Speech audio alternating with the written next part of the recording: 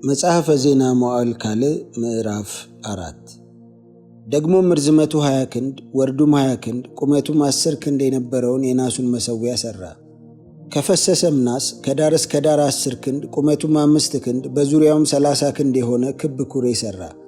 በበታቹም ለአንድ ክንድ 10 ለአንድም ክንድ 10 ጉብጉቦች አዞረበት።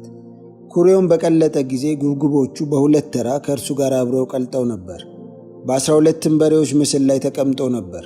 ከእነርሱም 3 ወደ ሰሜን፣ 3ቱም ወደ ምዕራብ፣ 3ቱም ወደ ደቡብ፣ 3ቱም ወደ ምስራቅ ይመለከቱ ነበር። ኩሬውም በላያቸው ነበረ። የሁሉም ጀርባቸው በስተ ውስጥ ነበረ። ውፍረቱም 1 ጋት ያህል ነበረ። ከንፈሩም እንደ ጽዋ ከንፈር እንደ ሱፍ አበባ ሆኖ ተሰርቶ ነበር።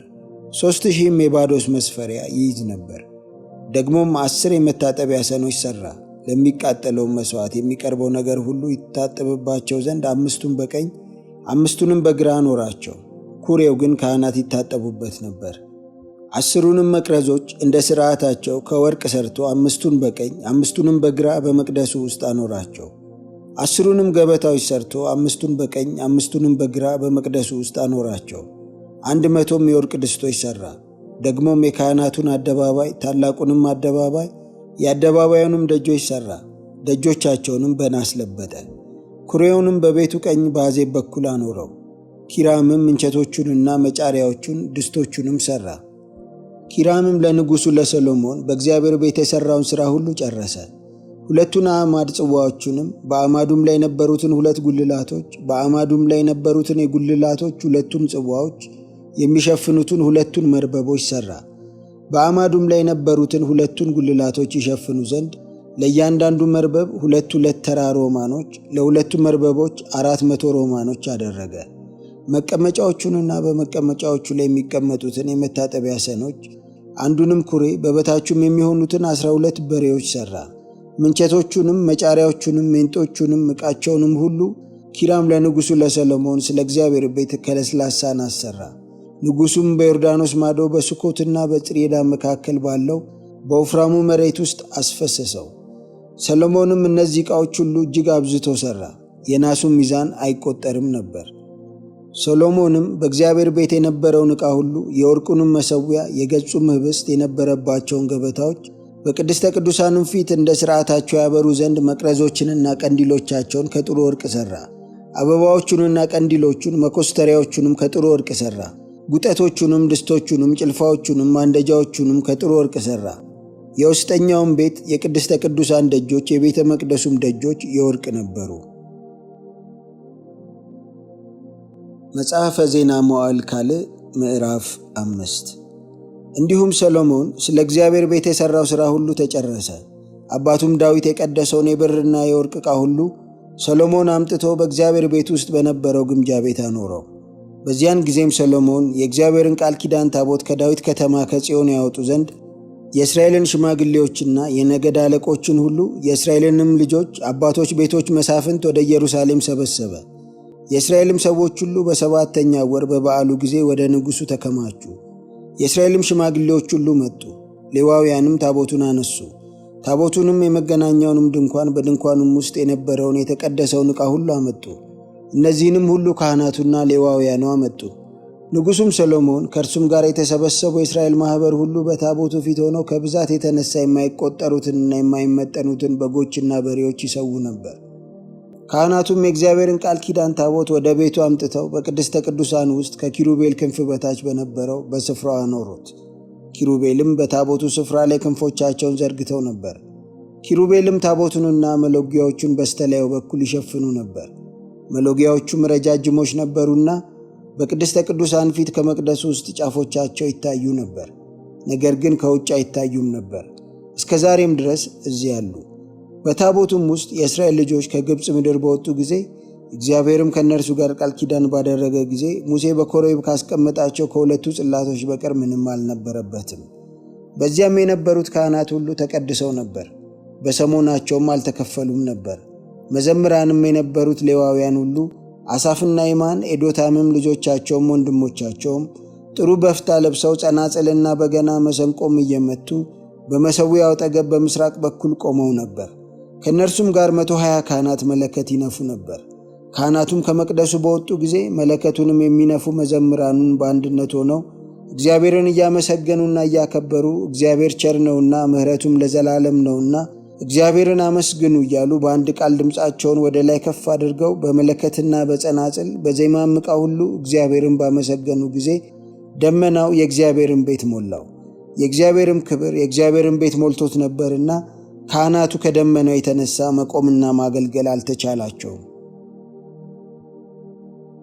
መጽሐፈ ዜና መዋዕል ካልዕ ምዕራፍ 6 ሰሎሞንም እግዚአብሔር በጨለማ ውስጥ እኖራለሁ ብሏል፣ እኔ ግን ለዘላለም ትኖርበት ዘንድ ማደሪያ ቤትን ሠራሁልህ አለ። ንጉሡም ፊቱን ዞር አድርጎ የእስራኤልን ጉባኤ ሁሉ መረቀ። የእስራኤልም ጉባኤ ሁሉ ቆመው ነበር። እርሱም አለ፣ ለአባቴ ለዳዊት በአፉ የተናገረ በእጁም የፈጸመ የእስራኤል አምላክ እግዚአብሔር ይባረክ። እርሱ ሕዝቤን ከግብፅ ካወጣሁበት ቀን ጀምሮ ስሜ የሚጠራበት ቤት በዚያ ይሠራልኝ ዘንድ ከእስራኤል ነገድ ሁሉ ማንኛውንም ከተማ አልመረጥሁም። በሕዝቤም በእስራኤል ላይ አለቃ ይሆን ዘንድ ማንንም አልመረጥሁም።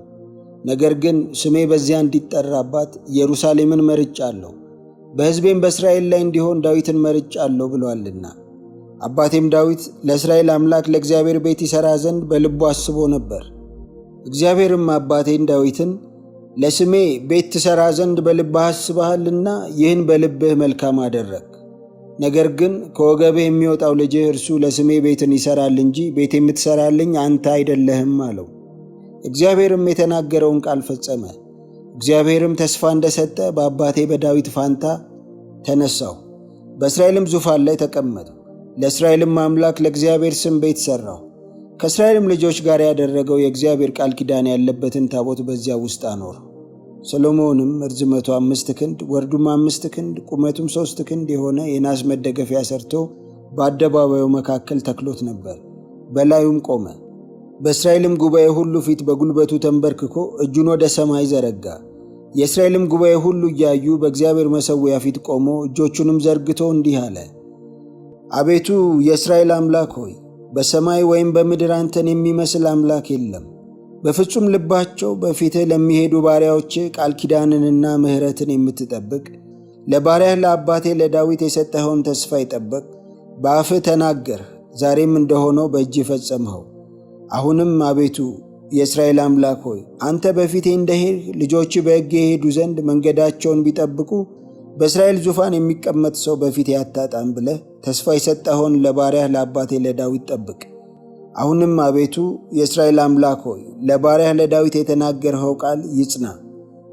በውኑ እግዚአብሔር ከሰው ጋር በምድር ላይ ይኖራልን? እነሆ ሰማይ ከሰማያትም በላይ ያለ ሰማይ ይይዝ ዘንድ አይችልም።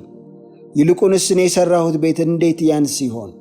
ነገር ግን አቤቱ አምላኬ ሆይ ወደ ባሪያ ጸሎትና ልመና ተመልከት። ባሪያህም በፊትህ የሚጸልየውን ጸሎትና ጥሪውን ስማ።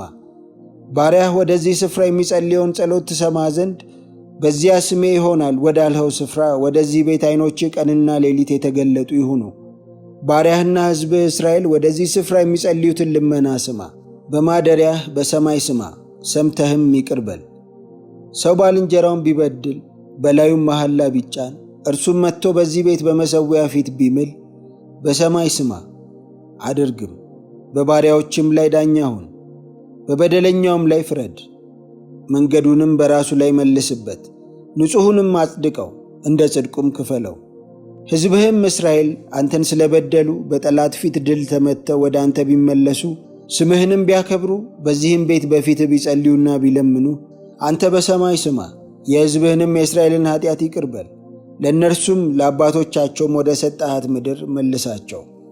አንተን ስለበደሉ ሰማያት በተዘጉ ጊዜ ዝናብን ባልዘነበ ጊዜ ወደዚህ ስፍራ ቢጸልዩ ስምህንም ቢያከብሩ ባስጨነቅካቸውም ጊዜ ከኃጢአታቸው ቢመለሱ አንተ በሰማይ ስማ፣ የባሪያዎችህንና የሕዝብህን የእስራኤልን ኃጢአት ይቅር በል።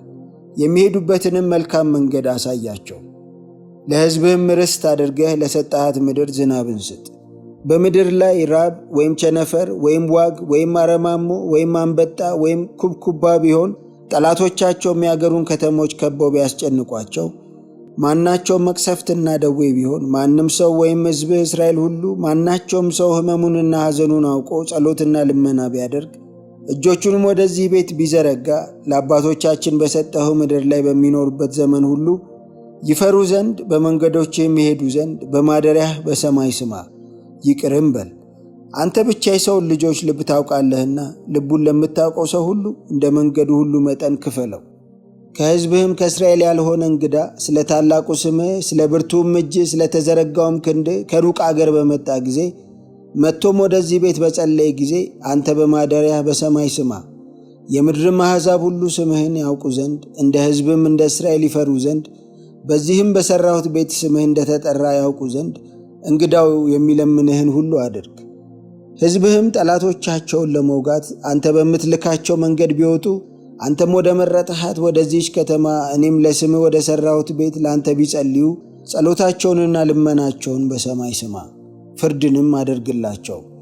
የማይበድል ሰው የለምና አንተን ቢበድሉ ተቆጥተህም ለጠላት አሳልፈ ብትሰጣቸው ሩቅም ወይም ቅርብ ወደ ሆነ አገር ቢማርኳቸው በተማረኩበትም አገር ሆኖ በልባቸው ንስሐ ቢገቡ በምርኳቸውም አገር ሳሉ ተመልሰው ኃጢአት ሰርተናል፣ በድለንማል፣ ክፉም አድርገናል ብለው ቢለምኑ በተማረኩበትም በምርኳቸው አገር ሳሉ በፍጹም ልባቸውና በፍጹም ነፍሳቸው ወደ አንተ ቢመለሱ ለአባቶቻቸውም ወደ ሰጠሃት ወደ ምድራቸው ወደ መረጥሃትም ከተማ ለስምህም ወደ ሠራሁት ቤት ቢጸልዩ ጸሎታቸውንና ልመናቸውን በማደሪያህ በሰማይ ስማ፣ ፍርድንም አድርግላቸው። አንተንም የበደሉህን ሕዝብህን ይቅር በል። አሁንም አምላኬ ሆይ በዚህ ስፍራ ወደሚሆነው ጸሎት ዓይኖቼ የተገለጡ ጆሮችህም የሚያደምጡ እንዲሆኑ ለምንሃለሁ። አሁንም አቤቱ አምላክ ሆይ ከኃይልህ ታቦት ጋር ወደ ዕረፍትህ ተነሳ። አቤቱ አምላክ ሆይ ካህናትህ ደህንነትን ይልበሱ፣ ቅዱሳንህም በደስታ ደስ ይበላቸው። አቤቱ አምላክ ሆይ የቀባኸውን ሰው ፊት አትመልስ፣ ለባሪያህም ለዳዊት ያደረግህለትን ምሕረት አስብ።